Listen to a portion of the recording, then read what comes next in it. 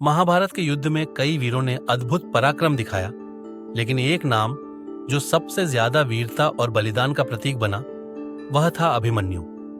अभिमन्यु अर्जुन और सुभद्रा के पुत्र थे और महज 16 वर्ष की आयु में उन्होंने ऐसा शौर्य दिखाया कि आज भी उनकी गाथा अमर है। जब अभिमन्यु अपनी माता सुभद्रा के गर्भ में थे, तब एक रात भगवान श्री कृष्ण अपने बहन सुभद्रा को चक्रव्यूह तोड़ने की रणनीति समझा रहे थे।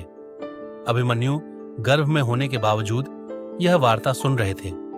जब श्री कृष्ण ने चक्रव्यूह में प्रवेश करने की विधि समझाई तो अभिमन्यु ने इसे समझ लिया, लेकिन तभी सुभद्रा को नींद आ गई और श्री कृष्ण ने वार्ता रोक दी। इस कारण अभिमन्यु को चक्रव्यूह में घुसने की विधि तो पता थी, लेकिन बाहर निकलने का तरीका नहीं सीख सके।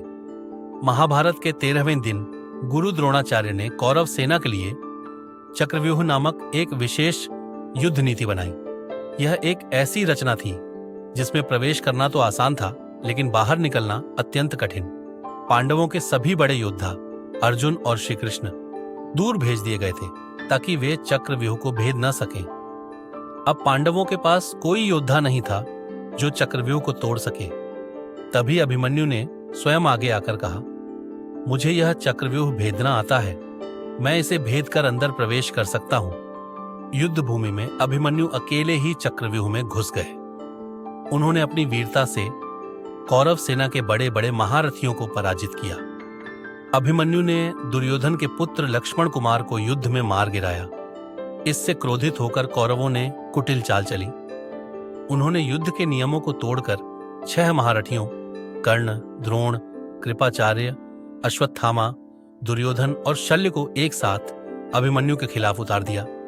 अभिमन्यु ने अकेले ही इन सभी योद्धाओं से वीरता से मुकाबला किया, लेकिन आखिरकार कर्ण ने पीछे से उनके धनुष की डोरी काट दी, जिससे वे निहत्थे हो गए। इसके बाद भी अभिमन्यु ने अपनी तलवार और रथ का पहिया उठाकर लड़ाई जारी रखी, लेकिन जब पूरी कौरव सेना ने मिलकर उन पर आक्रमण किया तो अंततः वे वीर गति को प्राप्त हुए।